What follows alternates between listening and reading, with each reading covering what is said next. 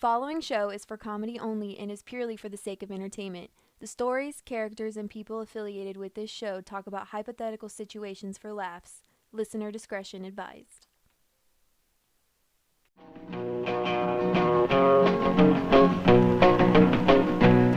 San Quentin, what good do you think you do? Do you think I'll be different when you're through? You bend my heart and mind and you warp my soul. Your stone walls turn my blood a little cold. San Quentin, may you rot and burn in hell.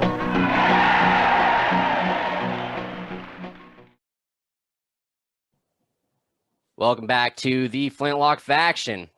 I'm your host, Jay Flintlock, as usual, and today I am being joined by the brilliant Matt Freeman from the Statist Quo podcast. What's up, man? What's up, Jay? So, today's as we start with every show, we start with Anarchist Anonymous. So just give us your story, tell us how you got to your views today, and we'll go right into the show. Okay, so my name is Matt, and I'm an anarchist. Hi, That's Matt. how it goes, right? Yep. There it is. All right. Oh, man. I mean, that's a $1 million question. Well, I guess not really, because nobody besides us gives a shit. But I can swear on here, right? Yeah. Okay, cool. Just let me make sure. Anyway, man, I don't know. I think probably 20 plus years of interaction with government in its various forms is probably what made me an anarchist. Okay. And it started in the military, and it wasn't until I deployed to Iraq, because I thought like my first couple of years in the Army was, pretty awesome, at least I thought. And then we deployed, and I just I was just ready to go, and I just tired of the life. But no, what it really was is I could not square what I was being told with what I saw.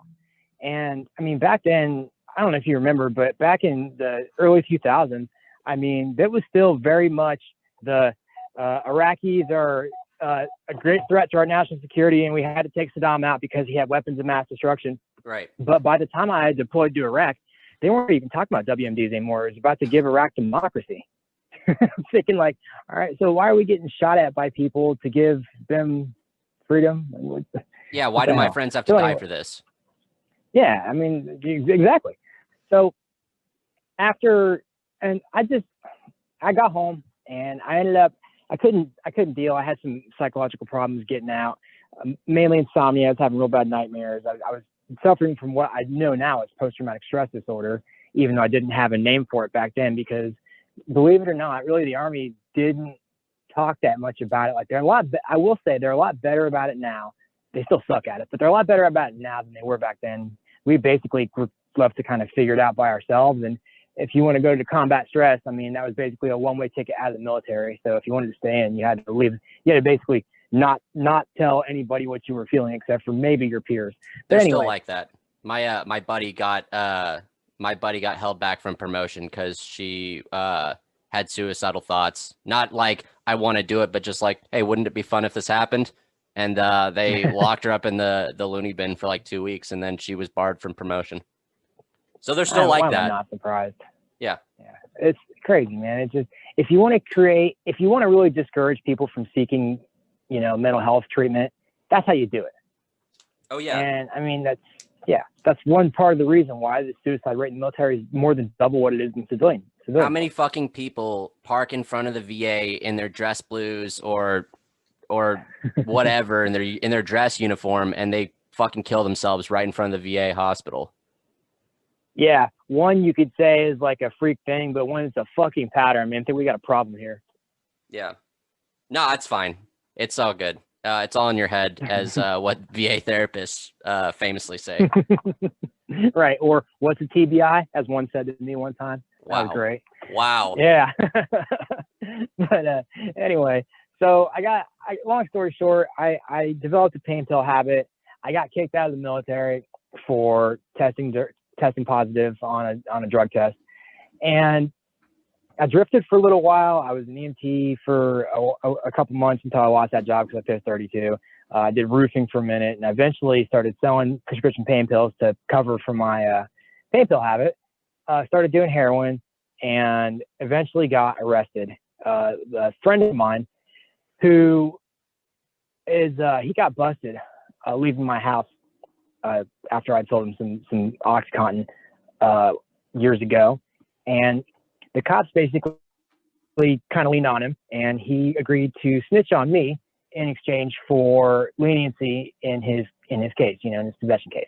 So long story short, he wore a wire on a couple control buys on me, ended up getting charges completely dropped, which funny enough, later that dude ended up doing 5 years for robbery on an unattempted or an unrelated case, and ended up getting thrown off the top range in the cell house. Good. But fuck that hoe ass snitch bitch.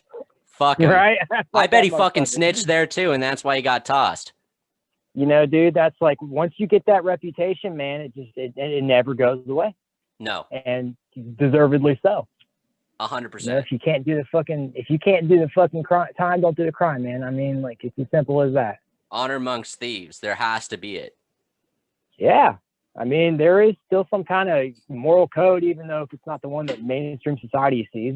But anyway, so after going to prison, I ended up getting maxed out on what was basically a nonviolent drug charge. I got maxed out. And that was just because of where I came from.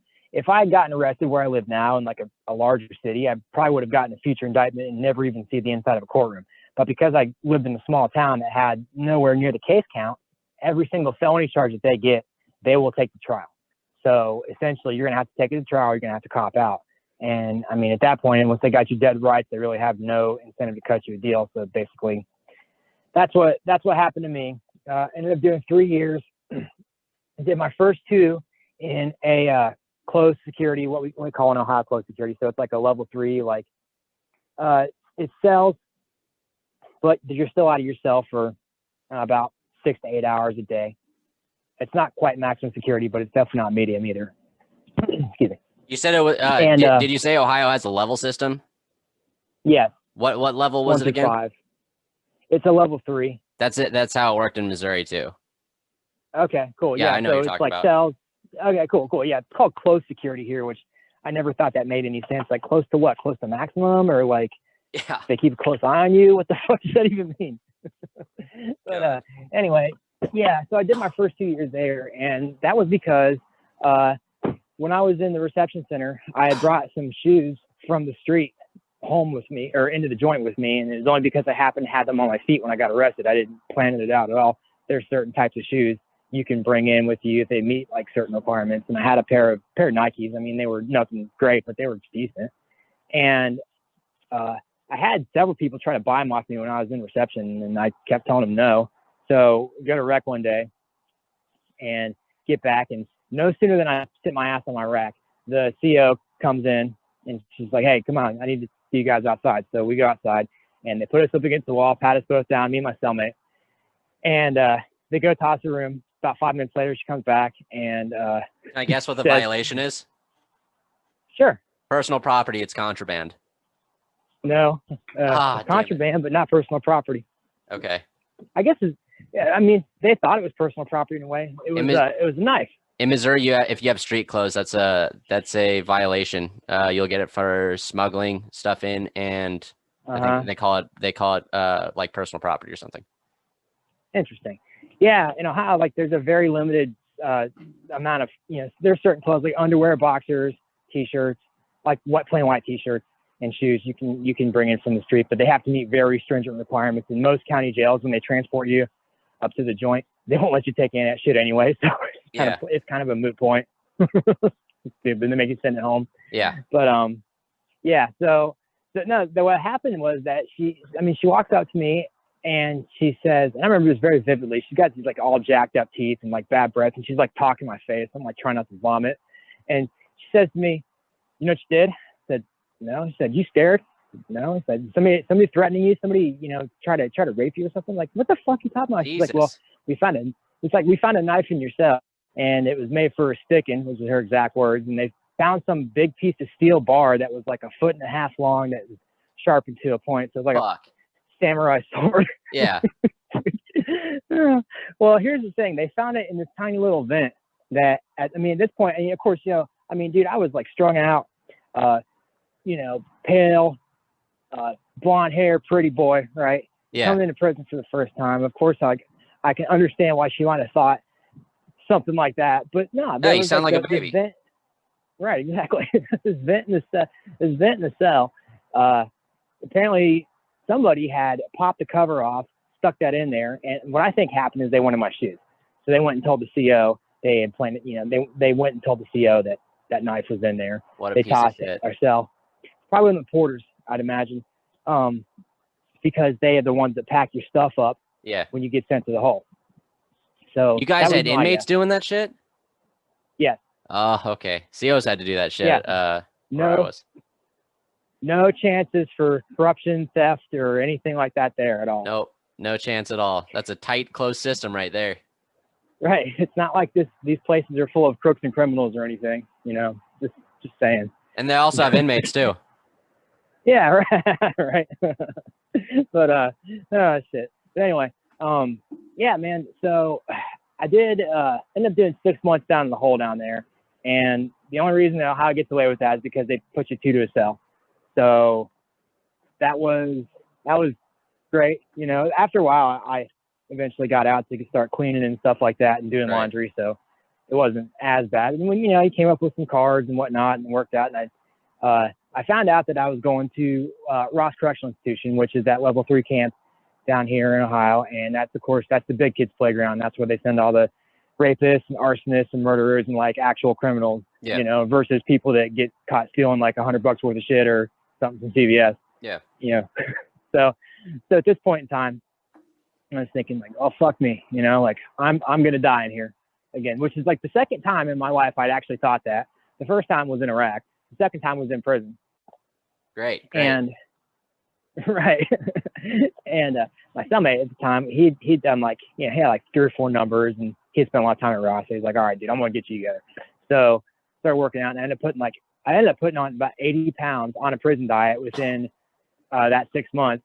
And it just, I have this theory, right, that there's some kind of hormonal change to people that get locked up, because I'm sure you've seen it, man. Like guys that are doing time, they can put on muscle and weight usually pretty easily. No, that's a fact.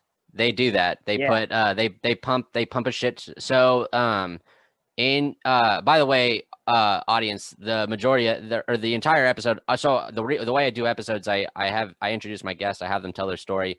I go into the main conversation piece, and then I end with prison corruption. This episode's only going to be about prison. Oh yeah. Like between a former CO and a former inmate. If you're interested, you're interested. If you're not, you probably should be, because if half of y'all want to do the things that you claim you want to do, this is what's going to happen. But anyways, back to food. They put a shit ton of protein pellets. Like they have these like it looks like hamster food or something, and they just toss protein pellets in there because the amount of food that they give you guys is just more like measly, like that's not sustainable. And so they have to pump hormones, and they have to toss protein pellets into the mix. So that was a correct theory.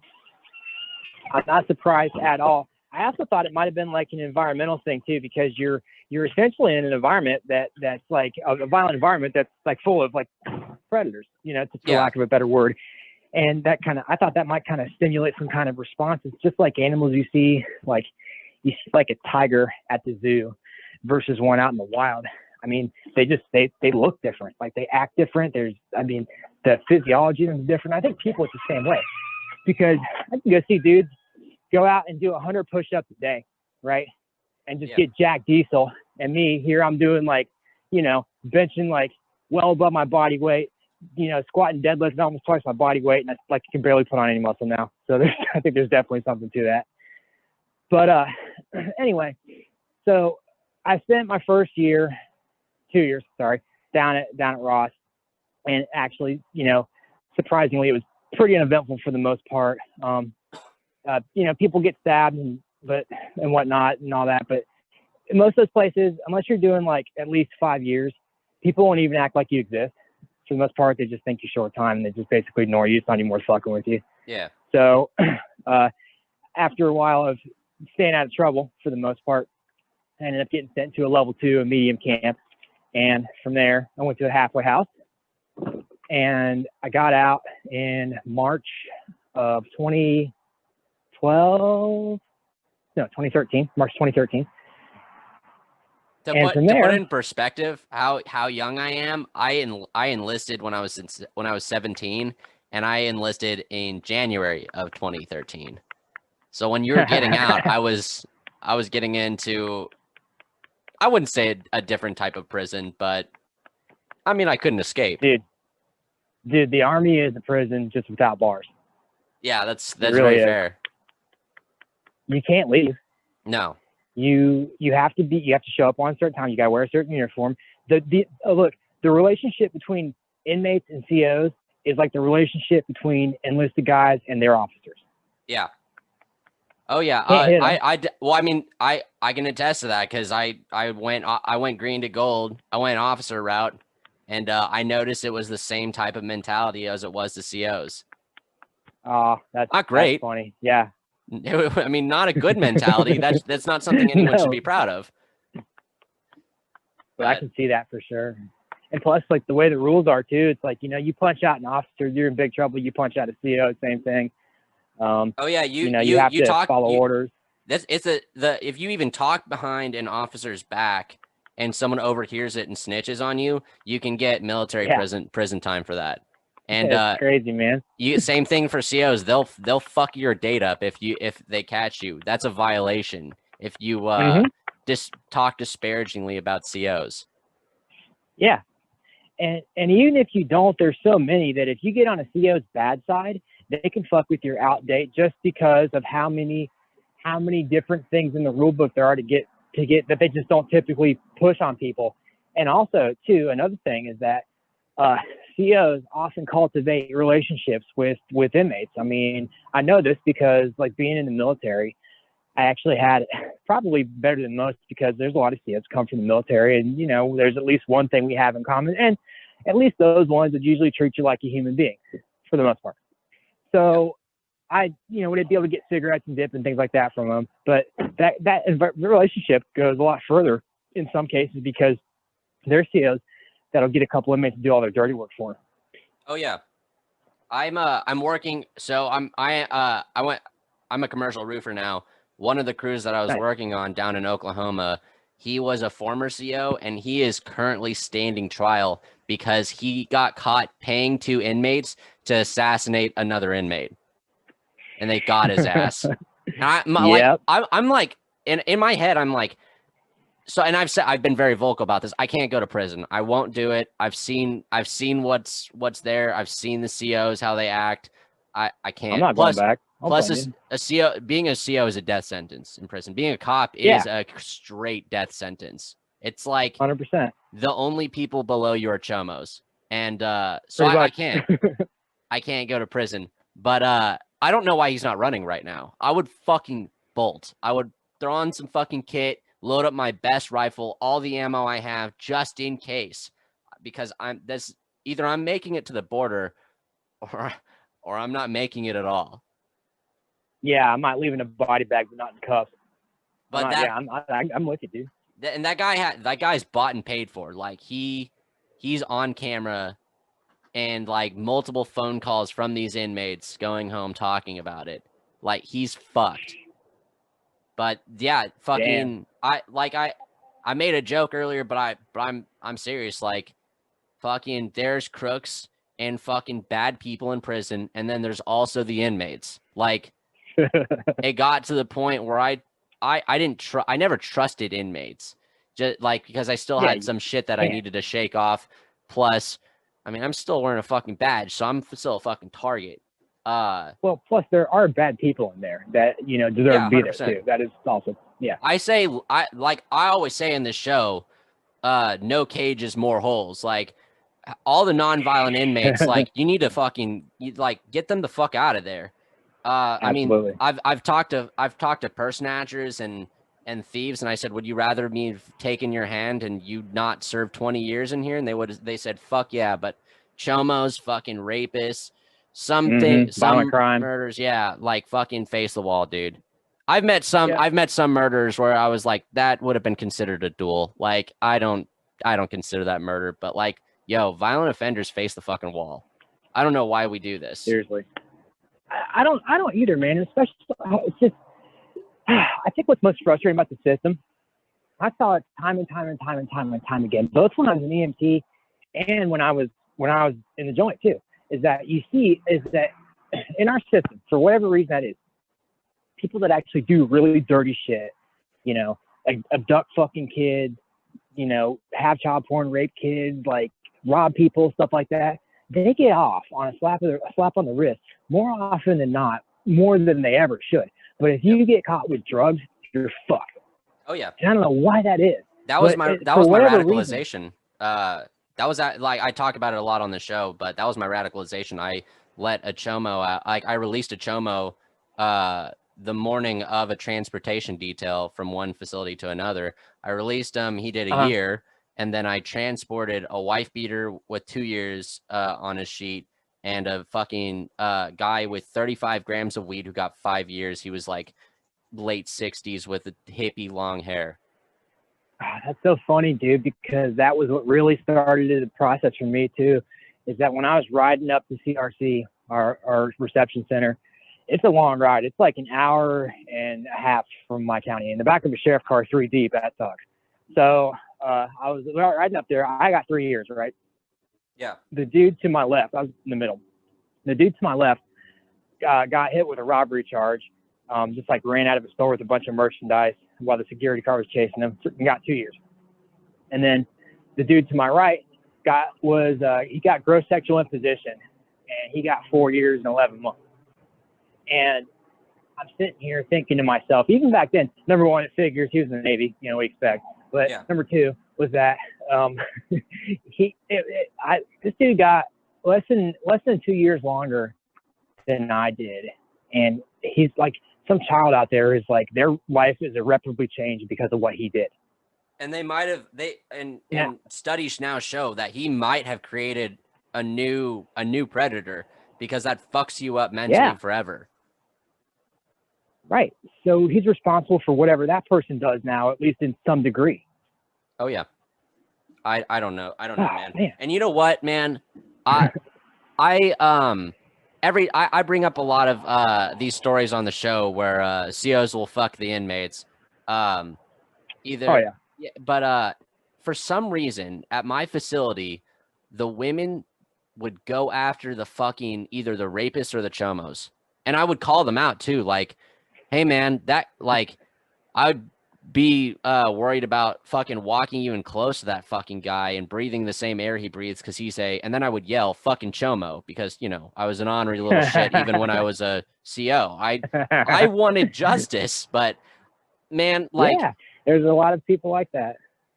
I don't know why you would go after the chomo. Like, there's weed dealers, there's like all these people. I don't advocate fucking inmates. I mean, it will ruin your life if you get caught. For sure. And you always get caught. Yeah.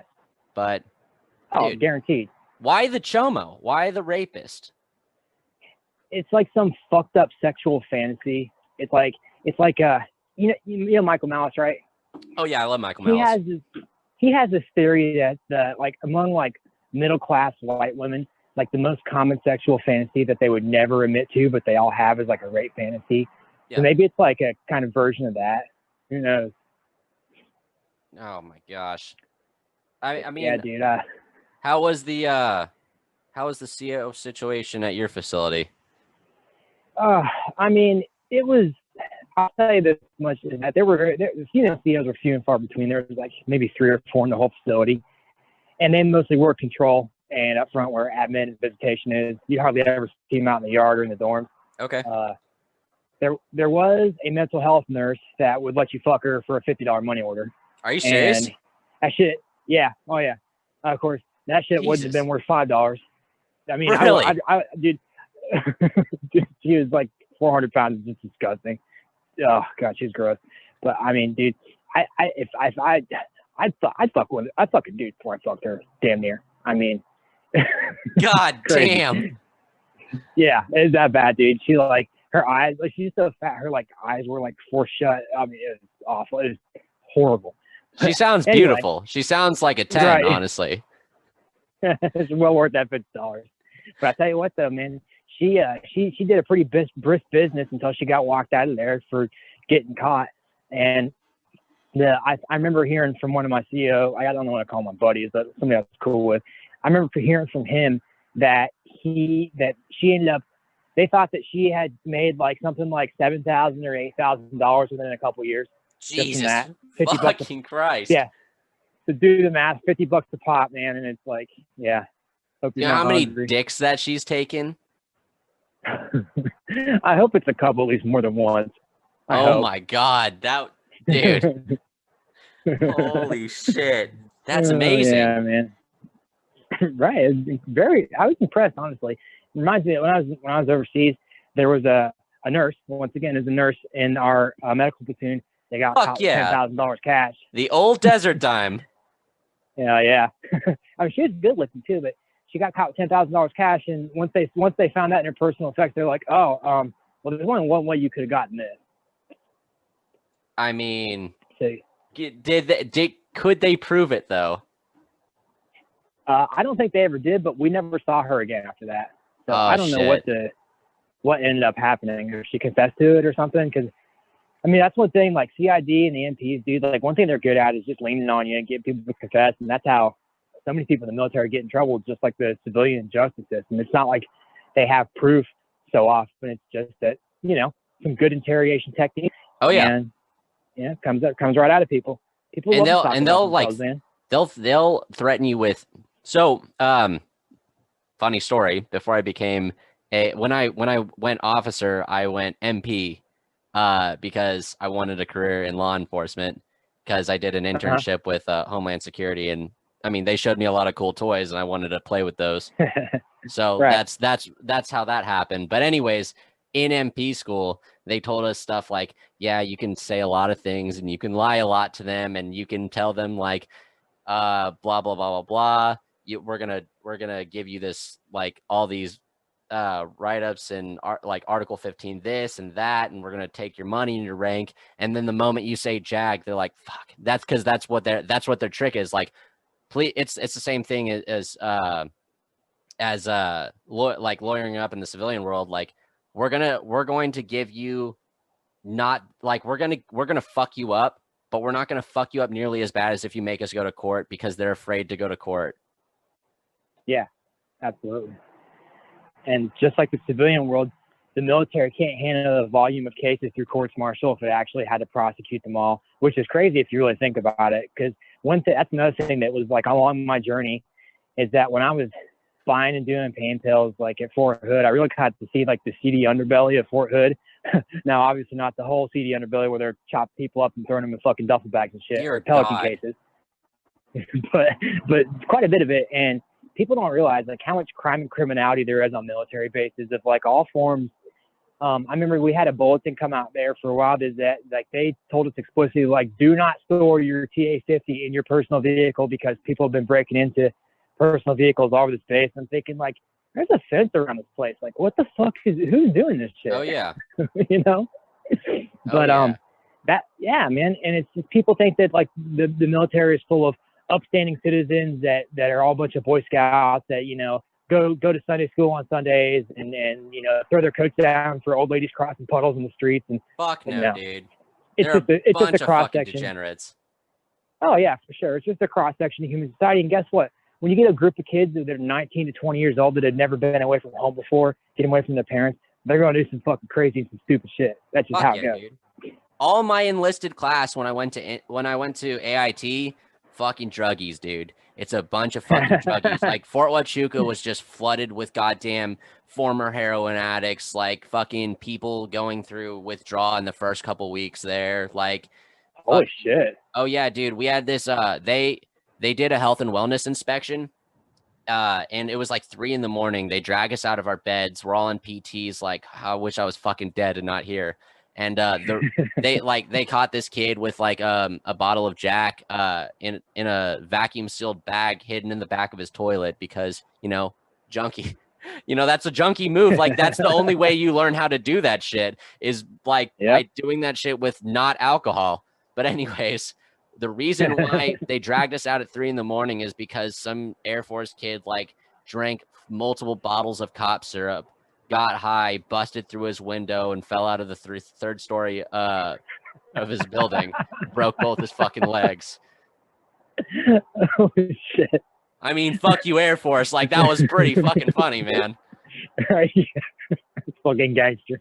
One of my buddies, a week before he went to basic, was sucking dick for heroin.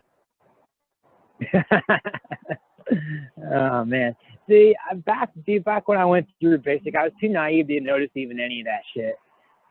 But once I had kind of gotten, you know, a little older, a little more grown up, and yeah, I'm post, man. I mean, there was plenty of people that like, there was a methadone clinic that was in Temple.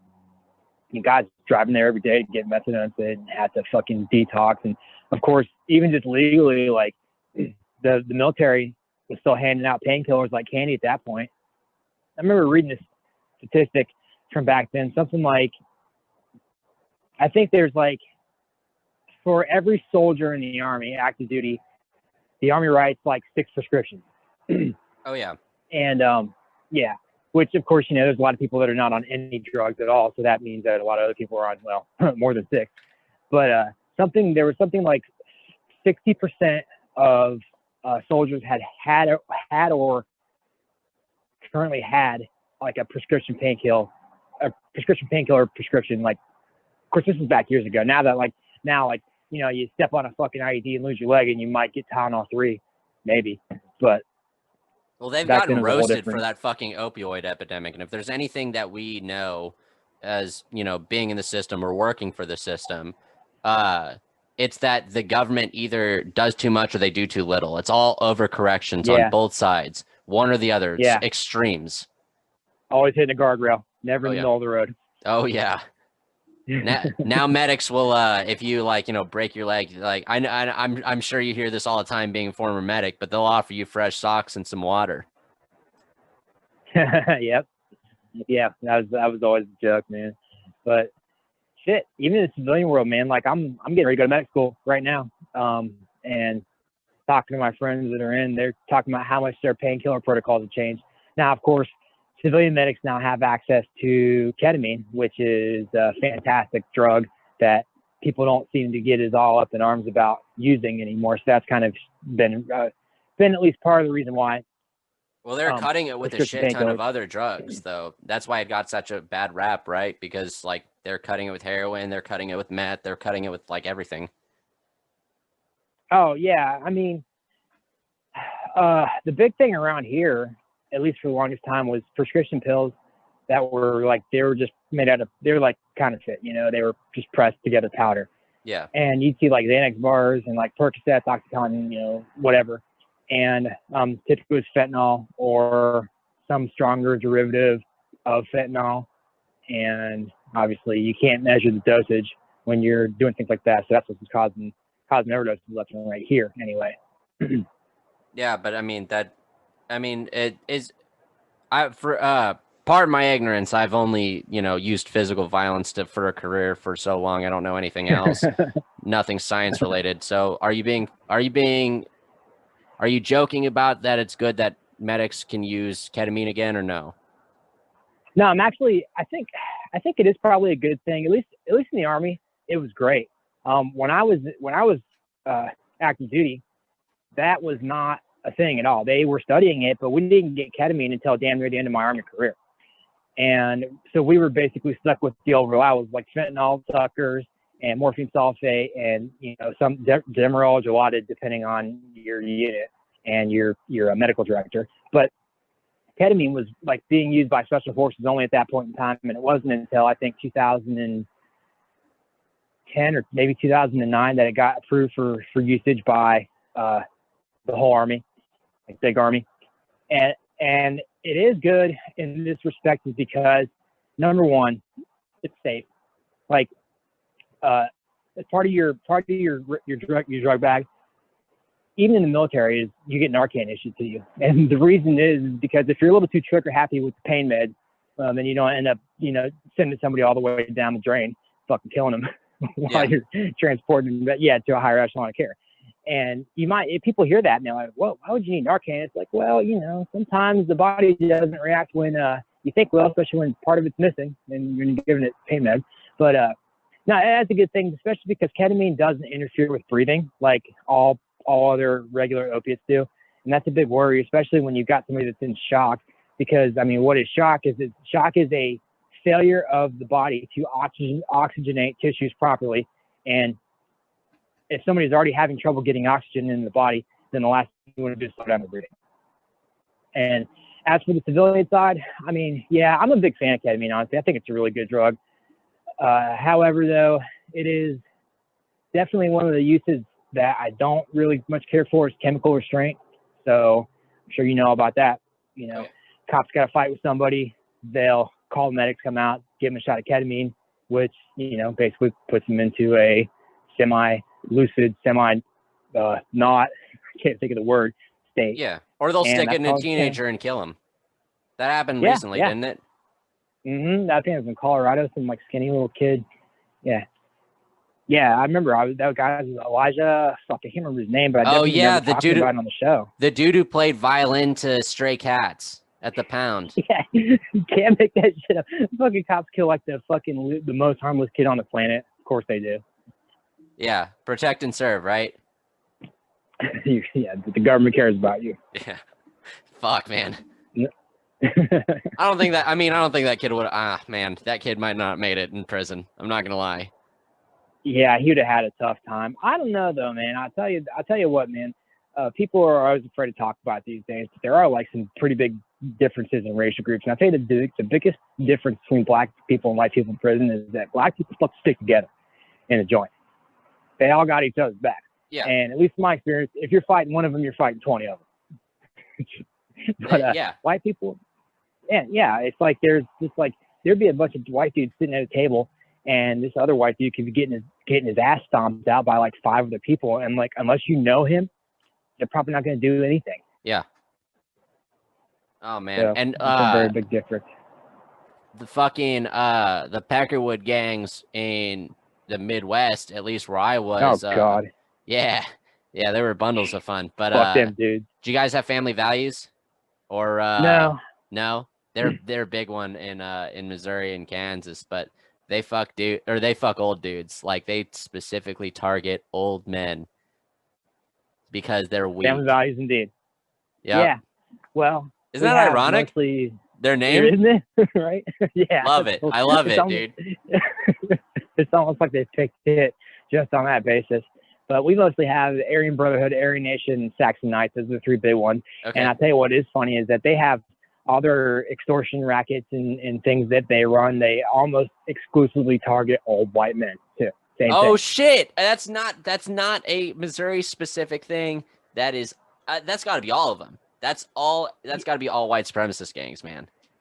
And isn't that so ironic? Because if you think about the racial views that these gangs hold, they're supposed to be the protectors of the white race, but they target the members of the white race that can at least defend themselves. Yep. That's so funny. Wow. Right. I would man, you would not see a fucking Latino or fucking black dude doing that shit, man. They respect those elders. You'd never see that. We had this exactly. You'd never see that at a Gangster Disciples or, something like that. We had this old fucking Venezuelan. He was MS-13, and dudes would he was fucking old as shit, 65, didn't speak any English, and he had he had full sleeves and hand tattoos. He looked like a really nice old man, but the hall would part for him, just Moses parting the sea. Oh wow. But no one was gonna fuck that dude. That dude was respected. No. But anyways. Yeah, exactly. Yeah, it is ironic, and I don't know. Maybe it's because I had a theory, a working theory, and that's because in Ohio anyway, the prisons they're more or less regional. Essentially, the prison they at least try to send you to a prison close to where you caught your charges at. Yeah. And so that means everybody that goes to Ross, RCI, mostly is from the southern part of the state because that's where it is, and Columbus, which is the capital city, which is not too far either. So what that means is that, out in the country, right, rural areas, you have predominantly white population. In urban areas, you have much more of a mixture. So that means when you get a bunch of white people in the joint, they're all from disparate areas. They're all from different parts of the state, and they might not necessarily know each other beforehand. But when you get people of other races in, there's a much bigger chance that they're from the city and they already at least know some other people. So it's much easier for them to get clicked up faster. That's just my kind of theory on that, how that works. Well, I mean, did the COs try to stop this at all? No, they encouraged it. Shit. And I will say this though, is that I had like a fair bit of respect for some of the COs that I was in there. There was one dude, I won't use his name because just in case, I'm sure he still works there. Yeah. But he was real cool. And one thing about him is like, if you went to him, you're like, hey man, I got something to handle. So after count, can you maybe unlock the bathroom? He'd be like, yeah, sure. Bathroom's will be unlocked 10 minutes early. So if you wanted to fight somebody, if you wanted to actually shoot the one to get the one-on-one with somebody, he'd unlock the bathroom for you, and you guys could go in there and fight it out. And I'll tell you what, whenever I was in dorms that COs did that kind of thing, they ran 100 times smoother.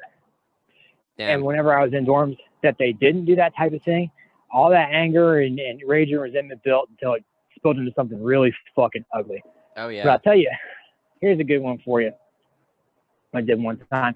So this, I worked in the kitchen almost the whole time I was there because number one, I could go down there for large parts of the day and kind of kept me busy so I didn't have to think about anything else. And number two is that, well, it's a great place to get a little fucking hustle going, right? So I eventually made my way up the kitchen prison ladder from washing dishes to scrubbing pans to cooking, and eventually I was a baker. Okay. So I just made like cakes and brownies and cookies and stuff like that all day. And this meant that I had access to tomato paste and brown sugar and sugar. And I don't know how it is in Missouri, man, but in Ohio, like they treat sugar like it's a Schedule II controlled substance. Well, yeah, because you can make hooch out of it, so they freak out every time someone has sugar in their area. Yes, exactly. And they hand out like 2 sugar packets at breakfast. Yep. And like under the eye of a kitchen coordinator, like direct supervision. Yeah. Fucking crazy. Don't let fucking CO catch you pocketing them. Right. Yeah.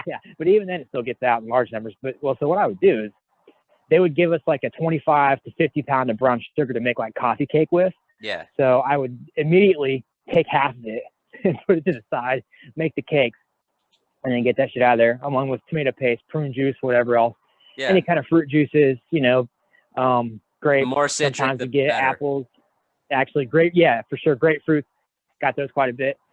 And so anyway, I had a little hustle going. I was supplying the hooch fan with all of the ingredients, and as in return, they would cut me in. They would give me, a good sized glass, a coffee cup full of hooch, or a big one, coffee mug full of hooch when it was done, and some money. It was a pretty good deal. How'd you keep it warm? Next morning. I'm always interested on hiding spots and where you kept it warm. Well, one of the guys worked in the admin part of the office because the admin offices are part of the dorms. And the admin offices, they were like under lock and key, and they had a drop ceiling. Yeah. So these guys, they would go in there in the evenings and clean it, and they would bring that shit in there in the mop bucket, and they would wedge their garbage bag right in between where the heater that came out of the wall and where one of those big ass fluorescent lights was. And the lights would always keep it warm enough. Damn. But I'll tell you, yeah, it was pretty slick. And I'll tell you this much though, in summertime, those fucking dorms got hot enough where you could have put it anywhere. It'd have been fine. Oh yeah, our facility didn't have any air conditioning. Ours didn't either, at least not in the inmates part. I mean, like the admin building did, but Fuck, of course the admin fucking built. Admin part of a building that I was in fucking had it too, but nothing for COs or anything. Right. Fucking kidding me? No, you can see, yeah, even if you're a CO, you can stand out there and sweat with all these motherfuckers. They don't care. Yeah. But you're paid. I mean, you're a paid part-time inmate as a CO. Really? Actually, yeah, I totally agree with that. And it's funny is that they get institutionalized too, man. And you'll hear CEOs start to talk and act and think like fucking inmates, dude. It's wild. Oh, I picked up some shit, and I started talking like an inmate at home. You're like, you really are. When you're a CO, you really are just the biggest gang in the camp. Sometimes. Yeah, Pretty much. I totally agree with that assessment. Like, fuck, they act like fucking gang members, dude. They act like it around themselves. They'll get fucking tattoos. They'll wear their fucking thin silver line bullshit. They're a gang. Yep. And just the same. If you fight one, you're fighting 20 of them. Oh yeah. Also, thin silver line's gay. I gotta say, like, look, seriously, like, cause they like it's like COs want to be cops so fucking bad. Like, yeah. Near the end when I had my "don't make me do my job" policy, and I'd come on shift, and you'd hear all the inmates going, "Hey, so and so's here. Don't make him do his job," and you'd hear that echo down the fucking block. I would I just thought, like, every now and again you'd get a new inmate that would like be like, "Hey man, fucking cops here," and I'd say, "Don't call me that. That's fucking disgusting." Like, don't fucking compare me to those pieces of shit. Are you fucking kidding me? That's fucking great. But what's the most bullshit violation you got? What's the most bullshit violation I ever got? Yeah. It was definitely getting framed for that knife. And when I went to go to the LC, which is local control, that's their term for segregation. Yeah. When I went to the LC board hearing, they were basically like, "Oh, Mr. Freeman, do you have anything to say in your defense?" And I said, "Is it going to change anything you have to say at all?" They're like, Fuck no, no, probably not. That's a major violation. Right. That fucked your whole date up, didn't it? No, it didn't actually, because in Ohio we have straight time. Okay. So basically a day is a day. You don't get good time or anything like that. But here's the thing: is that for stuff like that, like, they can give you outside charges. So really? you're talking about, yeah. So if you get caught with a knife, they can give you up to 18 months. If you assault a DRC officer, even if you like, dude, I saw this. Okay, the most bullshit violation that actually ended up being outside charges is this old Chinese man in our dorm that hardly spoke any fucking English, and he got busted for what was it? I think he had like some. I think he had some ballpoint pens or something like that. So like some non-standard pens. Yeah. Like, they give you the clear. There's the clear ones you can buy at the commissary, but that's the only ones you're allowed to have. Yep. So he got busted for that. And of course, like, these two COs are like trying to write him a ticket, and they're like taking his pens away, and he doesn't understand what the hell's going on. So he's like keeps grabbing at him. So eventually they snatch him up, and they're getting ready to cuff him. And he pulls his arm away from one of the COs and just barely taps the other one, because they're staying on either side of him. Minor barely assault. Taps the other one in the shoulder. Yeah, of course, yeah, they take him to the ground head first, dome him, man down. About 10 people come up, and he got charged with assault on a DRC officer for that incident, man. And I'm pretty sure that he ended up pleading guilty to it. He didn't have a choice, did he? They got him. Probably. He touched him. At least in our handbook, that's it. Like, you made contact, that is minor assault. Textbook definition. Because that's the way they write violations. They it is like super, it's vague, so you can interpret it however you want. Of course, that he had fucking contraband. That's an outside pen that some programs probably gave it to him. In my facility, the programs that these guys attended that they had to take will give them stuff, and they'll give them pens. Yeah. So if you have a fucking clicker pen with a spring in it, that's contraband. That's a violation. I can fuck up your date for that. With it. Yeah. Which I've seen some pretty fucking sick ass tattoo guns. I actually have one. I'll fucking post on Twitter and Instagram. But I have it in a display case. They managed to they all, like, in my facility, how they would do it is they would all take different pieces of the gun, so that, like, oh, you just have a burnt spoon, or you just have like a disassembled CD player, beard shaver, CD player, or whatever. But this one, we walked into the block and caught them off guard, and I feel bad for this now. This was when I first started, so I was like, fuck yeah, like, this is badass, like, I'm doing something. And so I managed to find a complete set of the tattoo gun, and I put in a little fucking display case. It's wicked. It's cool, man. The bougie assholes even put a little speed, like a speed setting on it, so they can control how fast the needle is going. But yeah, like even if they just wanted to use the pen, that's a violation. I can fuck your parole date up for that. it's amazing, like the amount of ingenuity that some of these guys have. I mean, really, like there's kind of a stereotype that only like dumb people go to the joint, and that's not true at all, man. I mean, Fuck like no. number one, I'm not dumb, and number two is that some of those dudes in there, man, it's just like they're not stupid at all. They just happen to chose to do illegal shit with their time. But yeah, man, I mean, like some of the engineering that goes into things. The big thing with I met in smart cats tattoo there guns. with anger problems. I truly have. For sure. 100%. Yeah, absolutely. The big thing with tattoo guns, it was always the tube of a ballpoint pen, a guitar string, CD player motor, and then like the 3.5 audio jack would be wired into a set of batteries. So you'd have a battery pack you could take off and put on. And yeah, man, I mean, like I got a tattoo with a single needle gun like that. It's the best looking tattoo I have, actually. I've seen some sick tattoos, man. I've seen one of the most detailed, not a sick tattoo, but I've seen one of the most detailed portraits of Hitler on someone's bicep with a fucking prison tattoo gun, man. But I have seen, I've seen some tattoos that are like some sketches that I would be like, whoa, I would pay for your art, man, if I could. Absolutely. And I've seen some portraits that look like, the hills have eyes. Oh yeah. Oh yeah, it's like they're opposite. Like there are extremes on both ends. I've seen some shit like, man, I don't advocate for violence, but you should stab the fucker who did that to you.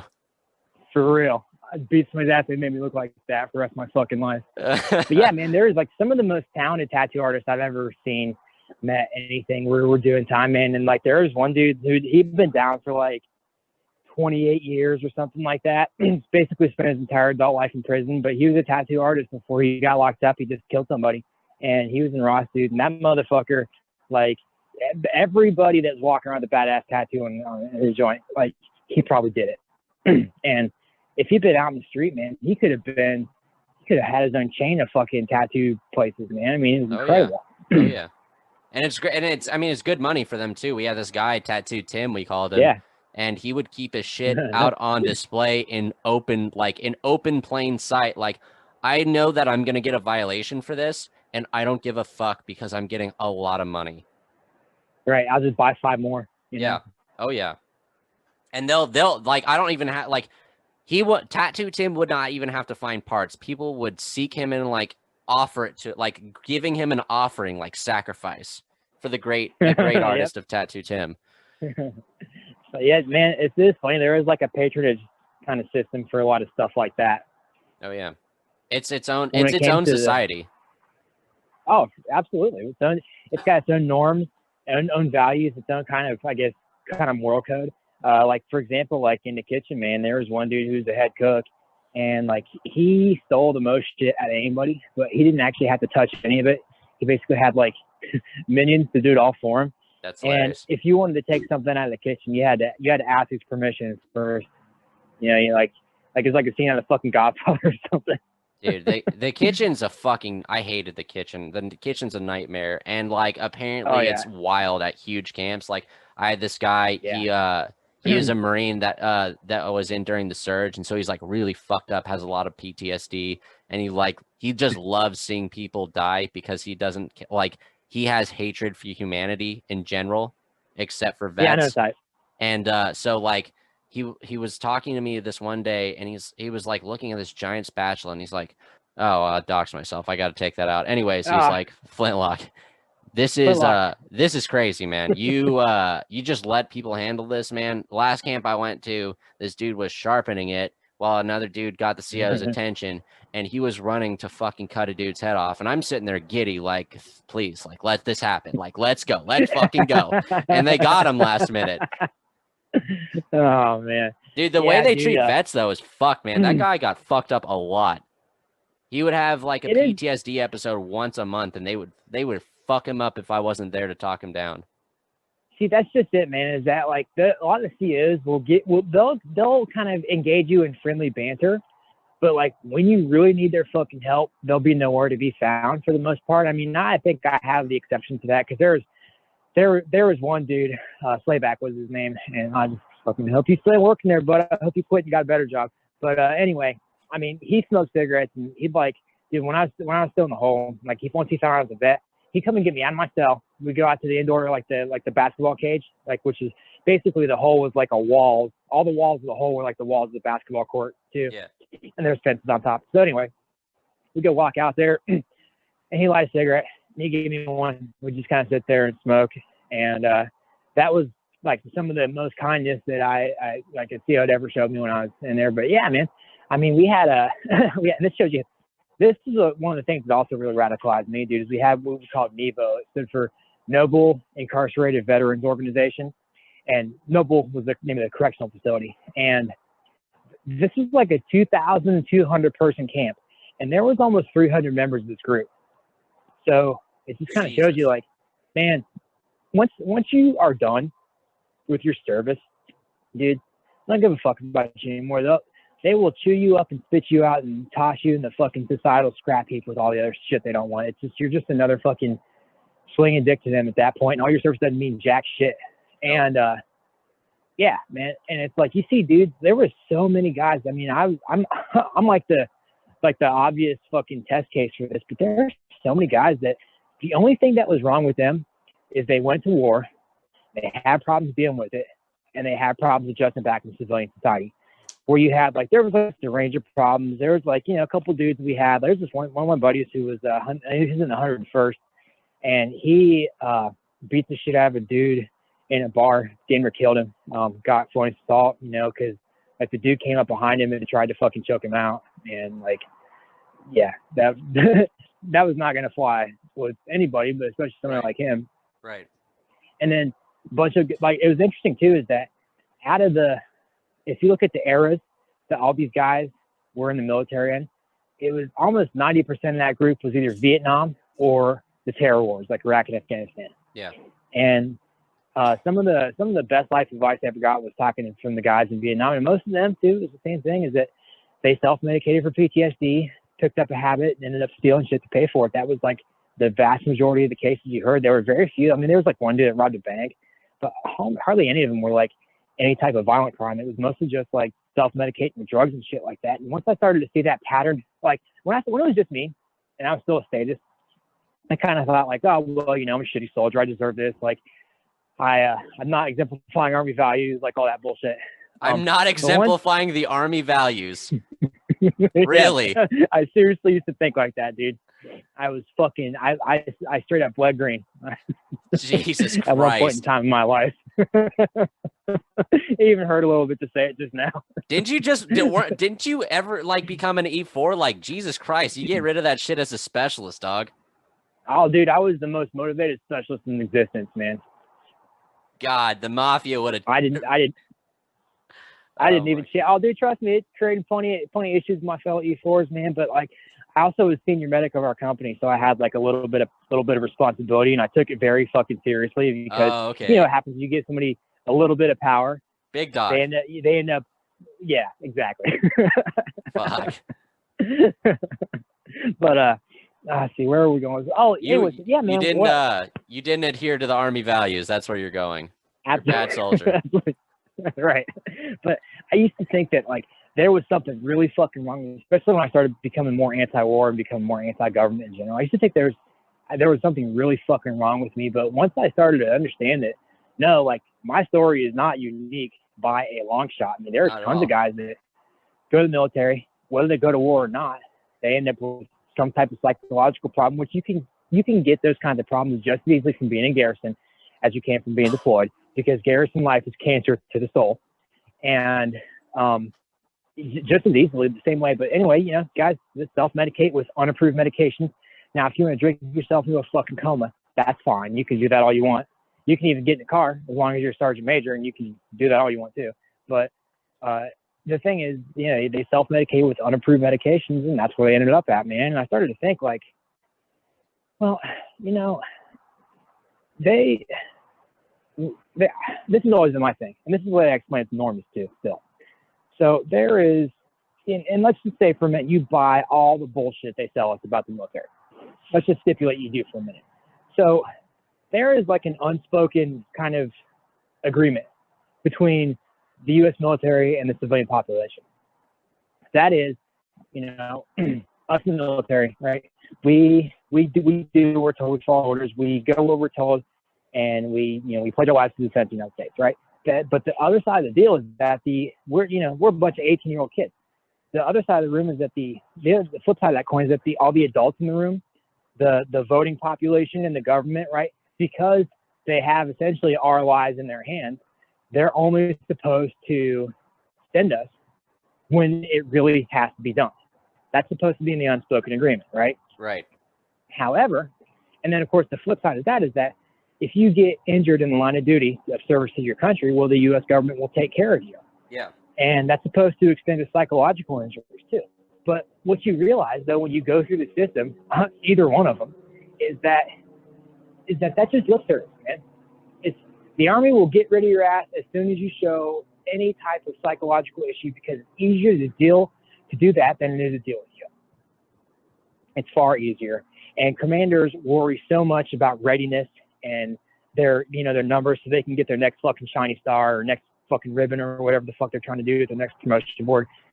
And they care so much about that shit is that anybody that's non-deployable, like people with psych issues, they'll get rid of them as quick as possible. Right. Just like, for example, WTUs, man, I'll tell you what, dude, WTUs were full everywhere I went of people that were like 19 and they had like a hip problem or a knee problem or something like that. And the reason is because if you have one of those issues, never deploy too. And if you have one of those issues, right, you can't wear body armor if you have back, hip, or knee problem. And if you can't wear body armor, well, guess what? You're not deployable. Yeah. Exactly. And there's only so many slots on rear D, and once those get filled up, see you later, motherfucker. Kick to the fucking curb. Good luck to you. Exactly. Give you a bus ticket and a pair of gray sweatpants. Oh, no, wait, that's prison. I got them mixed up. Oh, yeah. It feels about the same. What was the worst thing that what's the worst thing that you've seen a CO do in prison?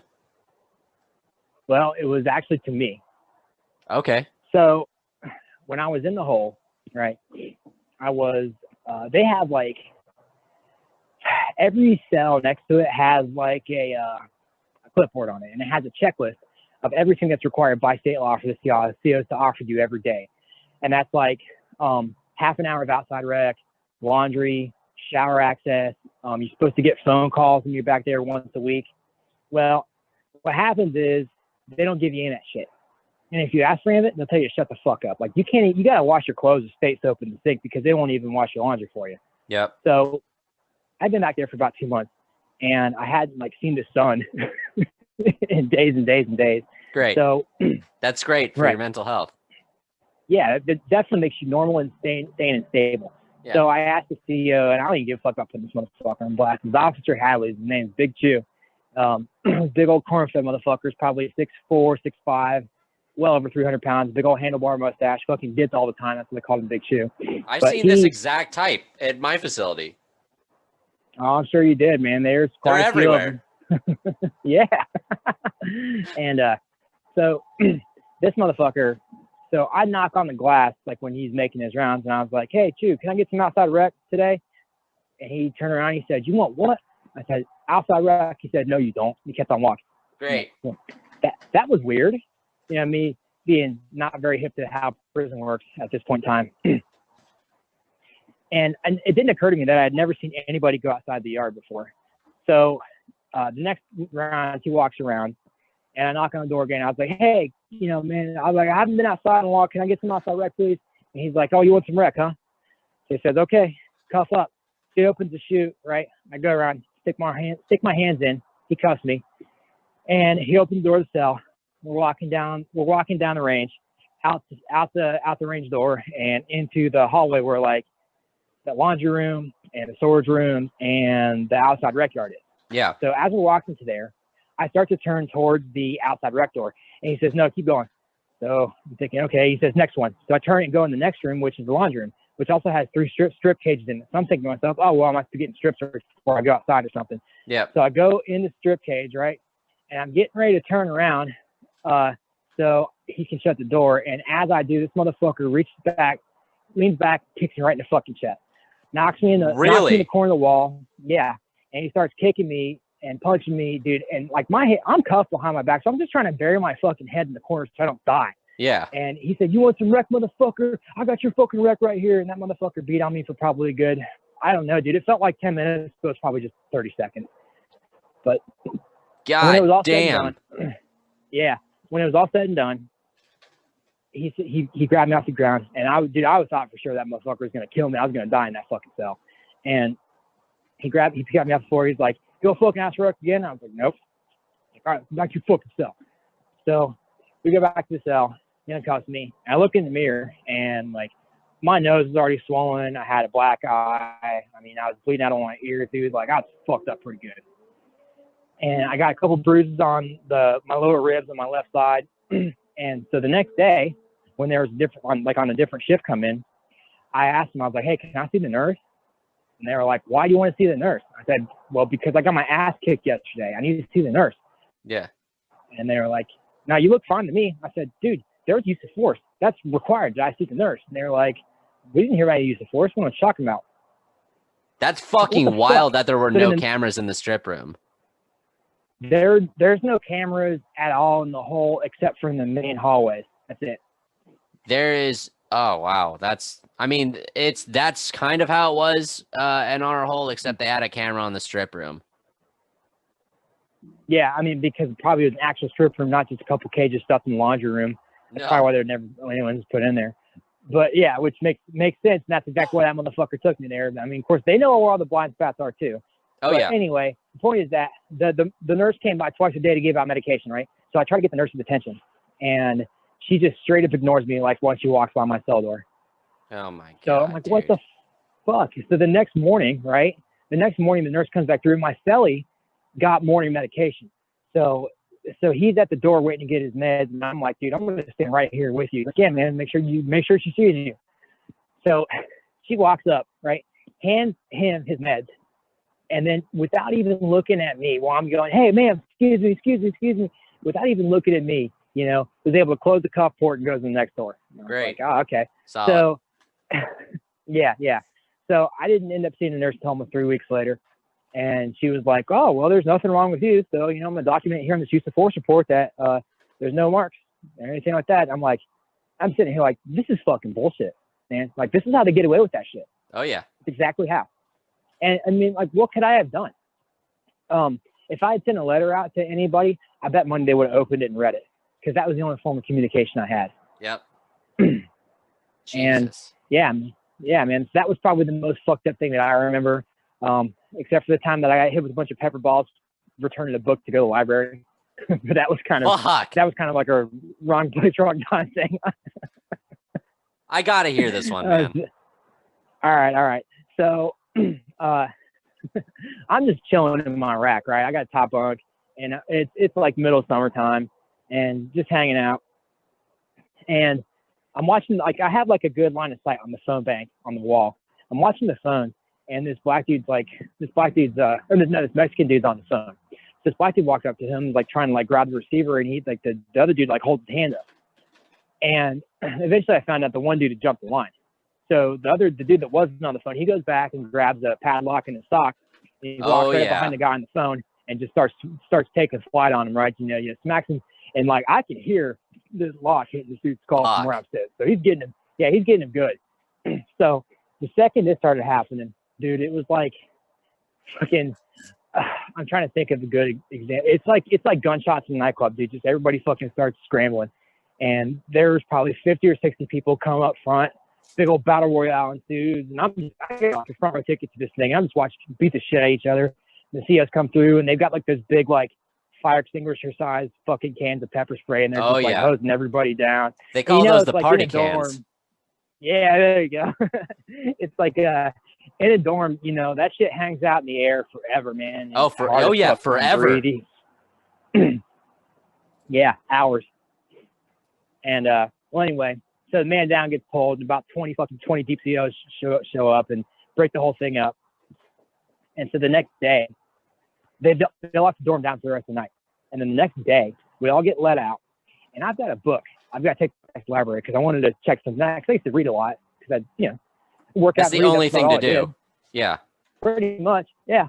And actually, interestingly enough, I read For New Liberty by Rothbard when I was in there, and it kind of like bounced off my head. Holy Didn't even shit. make an impact until years later. I know, Yeah.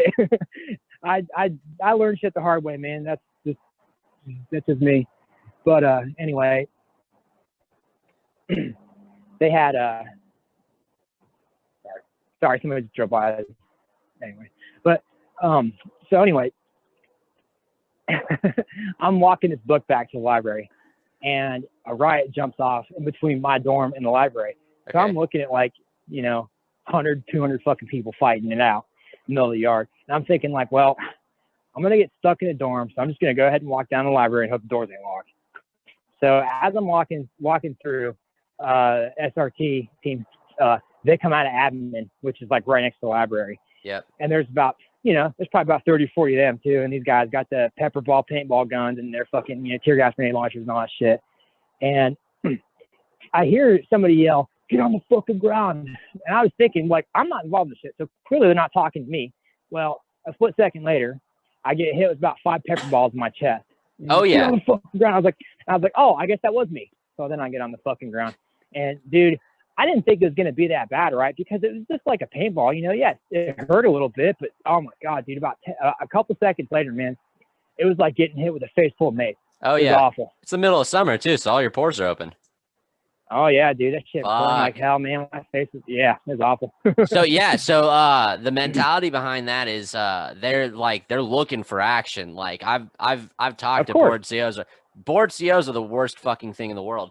When I got bored, dangerous. near the end of my before I quit, all I would do is write papers for like Liberty papers, like essays and shit. So I was never bored. I was just thinking of the next thing to write so I can just pump my experiences out into the world.